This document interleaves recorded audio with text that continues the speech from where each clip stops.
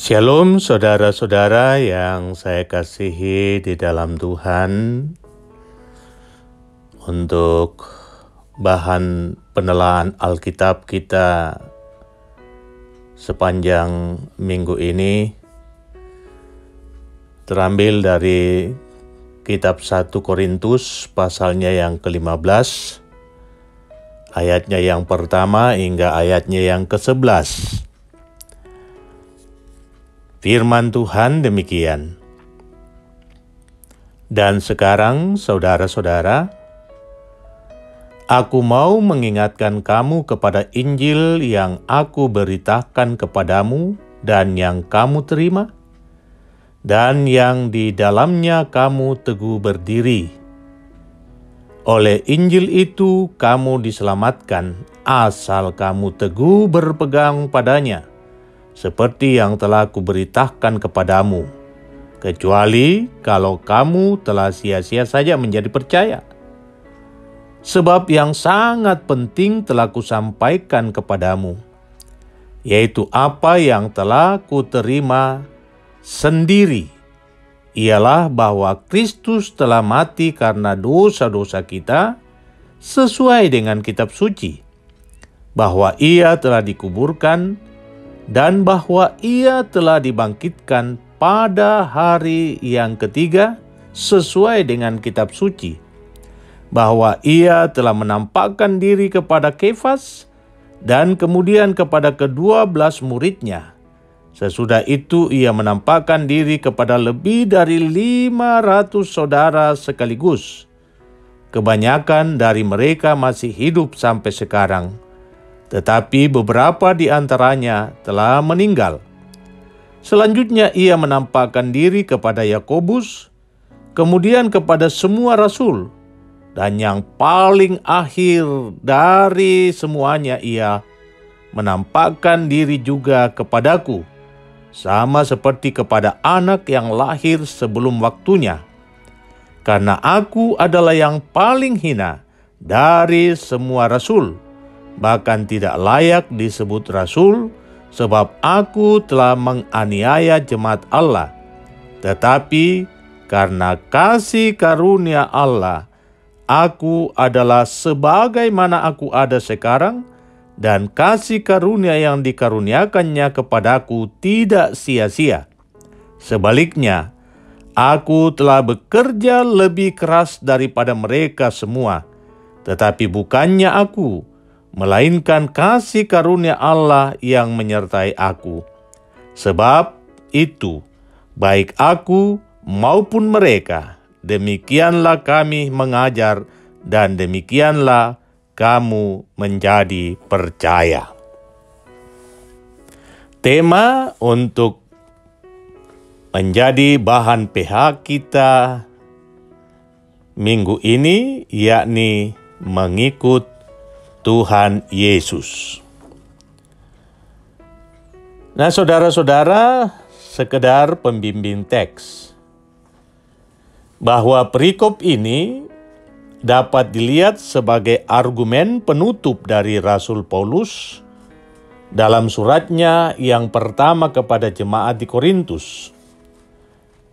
Melalui pasal 15 ayat 1-11 ini, Rasul Paulus menekankan kembali hal yang paling penting dan yang paling utama dalam bangunan iman Kristen, sebagaimana yang terungkap di ayat 3 dan 4. Bagian ini dapat dipahami sebagai bentuk penyampaian paling sederhana dan mudah untuk dipahami mengenai Injil, bahwa Injil yang disampaikan itu adalah fakta sejarah, yakni Kristus yang mati, Kristus yang dikuburkan, tetapi juga Kristus yang bangkit. Tentu saudara-saudara, tidak mudah bagi Rasul Paulus untuk tiba pada pengakuan dan pengenalan semacam itu. Pertanyaannya mengapa? Mengapa tidak mudah bagi Paulus untuk tiba pada pengakuan dan pengenalan semacam itu? Ya, karena dirinya dahulu seorang penganiaya jemaat. Dirinya dahulu adalah seorang yang sangat kejam terhadap orang-orang percaya. Seorang yang sangat sadis, melakukan pengejaran bahkan penyiksaan terhadap pengikut jalan Tuhan. Tetapi kini, setelah ia menjadi Rasul Kristus, maka bagi Paulus, hal itu bisa terjadi hanya karena kasih karunia Allah, hanya karena eurene. Nah, kasih karunia itu mentransformasi dirinya dari seorang yang sangat-sangat membenci Injil menjadi seorang pejuang Injil.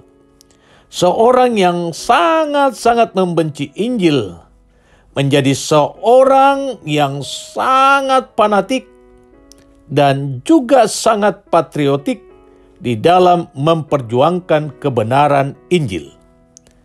Nah, transformasi ini telah memberinya keberanian dan sukacita untuk tidak lagi tinggal dalam kehidupannya yang lama.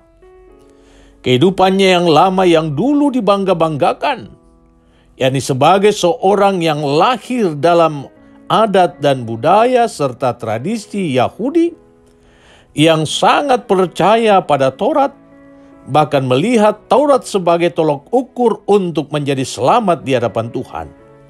Tetapi kini, ia menganggap semua hal yang lama itu hanyalah sampah. Kini ia merendahkan diri dan menyerahkan seluruh hidupnya untuk dibentuk oleh Allah, dan ia siap mengikut Yesus dengan sepenuh hati, sekalipun ia harus mempertaruhkan nyawanya sendiri. Di ayat yang ke-8, Rasul Paulus menggunakan istilah anak yang lahir sebelum waktunya. Nah, istilah ini adalah penghalusan dari kata Yunani ektroma, yang berarti kelahiran tidak normal atau keguguran. Yang melalui kata ini, ektroma, Rasul Paulus hendak mengatakan bahwa di dunia ini banyak sekali bayi yang cukup bulan dapat dilahirkan dengan baik namun tidak dapat bertahan lama. Nah, apalagi jikalau bayi yang dilahirkan itu adalah bayi prematur yang tentunya peluang hidupnya sangat-sangatlah kecil. Nah, gambaran ini dipakai oleh Rasul Paulus untuk menyoroti betapa kerasulannya adalah sesuatu yang tidak masuk di akal. Sesuatu yang sangat mustahil jikalau rekam jejaknya diingat bahwa dia dahulu adalah seorang penganiaya jemaat. Namun karena kasih karunia Allah, maka Allah menangkapnya dan menetapkannya sebagai pengikut Kristus yang sejati. Oleh karena itu, ia berkomitmen untuk tidak membuat kasih karunia dari Allah menjadi sesuatu yang sia-sia. Ia begitu giat dalam meneruskan berita Injil, bahkan hingga akhir hidupnya. Salah satu hal yang sangat tegas ia katakan, bahwa sekarang bukan lagi aku yang hidup di dalam diriku, tetapi Kristuslah yang hidup di dalam aku. Nah, ada dua pertanyaan yang akan menjadi bahan untuk kita gumuli bersama-sama. Pertanyaan pertama, baca kembali ayat 3 dan 4. Ayat 3 dan 4 dibaca kembali, lalu refleksikan bagaimana pengajaran tentang Kristus yang mati, Kristus yang bangkit itu sangat berperan dalam kehidupan sehari-hari Bapak, Ibu, dan saudara-saudari sekalian.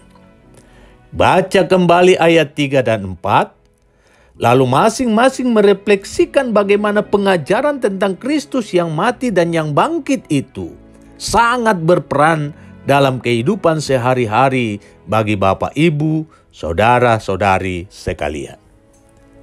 Yang kedua, menurut pengamatan masing-masing kita, Apakah kita ini sudah dapat dikategorikan sebagai pengikut-pengikut Kristus yang sejati? Jika ya, apa yang menjadi tolok ukurnya?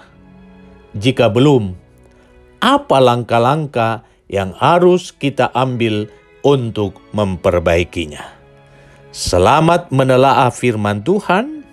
Tuhan Yesus memberkati kita semua. Amin.